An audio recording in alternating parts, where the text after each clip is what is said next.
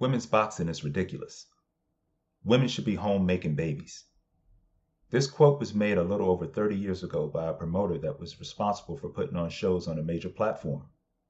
When the people that need to be the biggest supporters of the sport are making comments of that nature, the mountain to climb becomes a little steeper. It is a mountain the women of boxing and their supporters have stared down and inched ever so slowly towards the summit.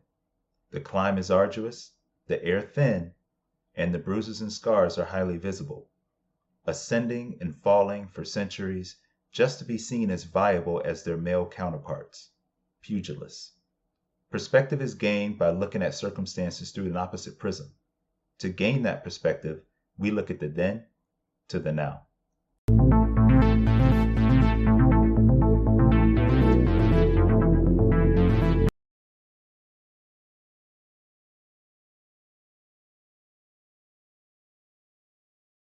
The desire of women to share the ring and stage for stakes dates back to 1722. The first known chronicled boxing contest took place between Elizabeth Wilkinson and Hannah Highfield in England for 3 guineas. This encounter also saw our first bit of trash talk coming from Highfield.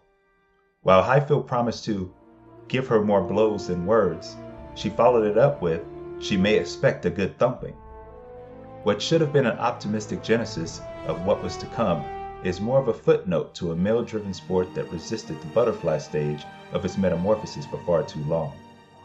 By the mid-1850s, women's boxing in Britain had dissipated, and the United States became more of the focal point for pugilism. The move did not change the way women were perceived or what men in positions of influence thought of them fighting. Many throughout the press and evangelicals painted female pugilists in a negative light using words like dreadful and horrific. Women who wanted to compete were left to exhibitions in the form of stage shows and traveling carnivals. These pugilist attractions gave fighters like Hattie Stewart and later boxers such as battling Barbara Buttrick the opportunities to display their prowess. They took the ring with a passion for the sport, knowing it offered nothing much more than inherent competition. As this generation ages, names such as Claressa Shields will resonate outside of the boxing fan base. However, if you think Claressa Shields was the first female fighter to grace the city of Flint, Michigan, you would be mistaken. In 1894, Myrtle Havers made a name for herself when her knockout victory over Mabel Williams of Grand Rapids spread from England to Australia. It was a contest touted as the Girls' Championship of Michigan, according to the New York World Story. Havers was 19 at the time of the knockout, and by the time she was 22, she was known as the best boxer in Michigan. Her boxing voyage would be brief. She later began work as a leather worker and finished her days in and around Flint until her passing in 1971. This is not a surprising story given the lack of opportunities to make a living in boxing, and falls in line with what could have been for fighters like Havers and more recently Mary Jo Sanders in the 2000s. Inspired by Polly Fairclough, Barbara Buttrick started on the fairgrounds until opportunities to get licensed dried up within her country.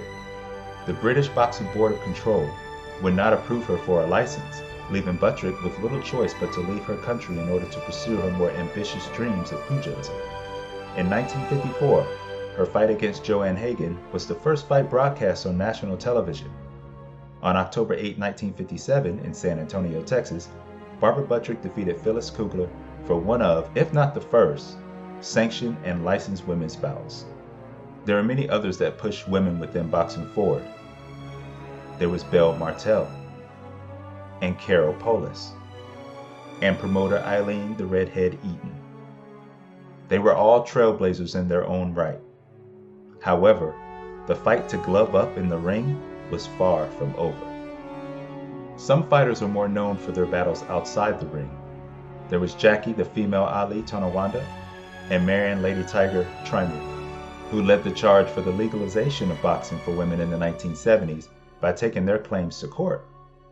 Kathy Davis joined them, succeeding in her claim in New York, and in 1978 there were 42 states that had legalized women's boxing. In the 90s, interest in women boxing picked up, in large part to the success, style, and presentation of Christy the coal miner's daughter Martin. A benefit that contributed to her rise was being backed by Don King, who was a top-flight promoter at the time, and being placed on Mike Tyson undercards which gave her the ability to shine with a copious number of eyeballs watching. It was all Martin from there, and she didn't disappoint. Her fan-friendly performances made her a fixture on Tyson undercards, with her fights standing on their own merit. Lucia the Dust Destroyer Riker is thought of to be one of the most skilled boxers of the era that Martin spearheaded. The great Emanuel Stewart thought highly enough of her to manage her in the latter stages of her short career. The list of names on her record accentuates her talents. She defeated the likes of Jane Couch, Marcela Acuna, Chevelle Hallback, Andrea Deschamps, and Dora Weber. She was scheduled to fight Christy Martin, but ruptured her Achilles before getting her chance. Riker ended up being casted aside by Top Rank after the signing of Mia St. John. Riker referred to St. John as a boxing wannabe, unimpressed with her boxing ability. It was an interesting decision that on the surface wasn't looked to be based on boxing ability. Mia the Knockout St. John also contributed to the interest in boxing, but she was viewed as a less skilled boxer than Martin or Riker. St. John parted ways with Don King for Bob Arum. Bob Arum and St. John wanted to capitalize on her appeal, and 2 years after becoming a professional boxer, she ended up being the first boxer on the cover of Playboy magazine in 1999. The former Taekwondo champion was a fearless ring warrior and worked her way into becoming a respected boxer and champion. The losses to the sports elite, Christy Martin and Holly Holm, never defined her. Whether or not you believed in St. John's boxing abilities or not, she put her heart into the sport, and she didn't sugarcoat. Her honest quote that stands true today should still reverberate around boxing's chalk outline. Nothing can hurt the reputation of boxing. It has such a bad reputation already. It's what people love about it. It's kind of dark, kind of crooked. People love that. Lo and behold, boxing was being hurt. But it was not St. John's doing. She took advantage of her opportunity and platform, making the most of it while boxing's support for the women haplessly failed. There were other names that garnered attention even while Martin, Riker, and St. John competed. Names such as Regina Hallman ran with the baton overseas. She was a dynamo flyweight out of Germany and contributed to the growing popularity of the sport in Germany during the same time Christy Martin was making waves in America. Hallman had her first title opportunity in her lone fight in America, a fight she lost to Yvonne Trevino. The loss to Trevino was her first and last defeat. She went on to have 37 straight victories, with 32 of those successful defenses of her WIBF title at light flyweight, flyweight, and super flyweight. She finished her career 54-1-1. The three-weight WIBF champion was a headliner and a fan favorite in her country. The next group consisted of names like Layla Ali, Layla McCarter, Ann Wolfe, Sumya Anani, amongst others. Whereas all of these women were prominent names within boxing circles, and some crossed over into the mainstream, there never seemed to be any consistent and significant momentum behind the brand of the women in boxing. This was alluded to in 2012 by Mark Ortega, after Mia St. John avenged her loss to Christy Martin. Ortega stated in his fight review, "It also could perhaps signal the end of an era in which women's boxing was treated as a sideshow or an appetizer rather than legitimate competition. That is foreshadowing at its best compared to where we stand today." The pool of quality women boxing professionals and those with amateur experience was still rising in 2012.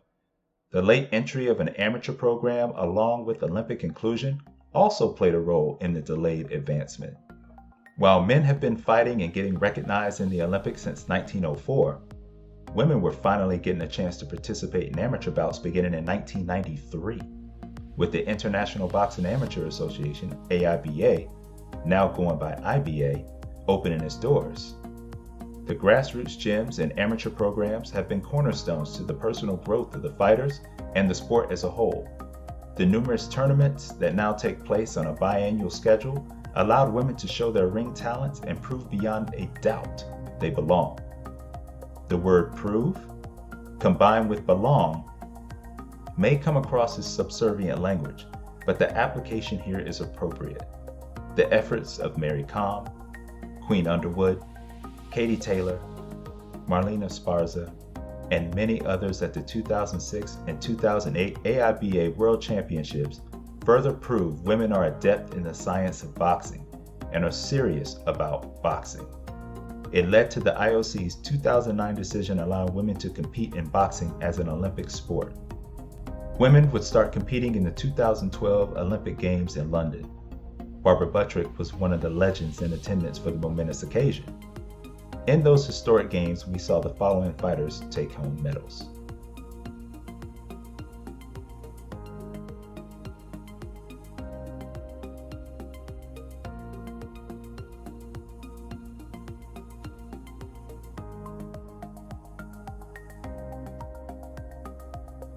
It took 108 years before women were able to start competing in the Olympics. It was an unfathomable length of time, with no true basis other than the lack of commitment and afforded opportunity. Now we are seeing talent scouted and discovered earlier. In 2019, there were 224 registrants from 57 countries for the AIBA World Championships that took place in Russia.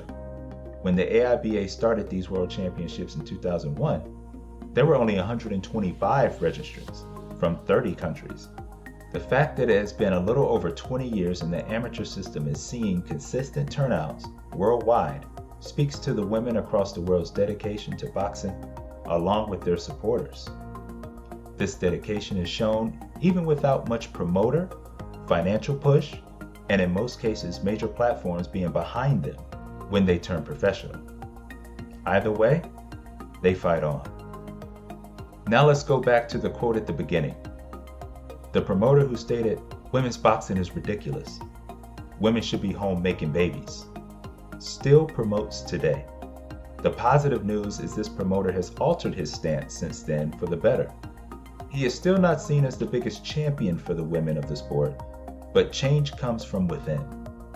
It is best to look at the entire situation as progress towards the betterment of not women's boxing, but boxing. Women have climbed a great distance on a mountain that continues to grow.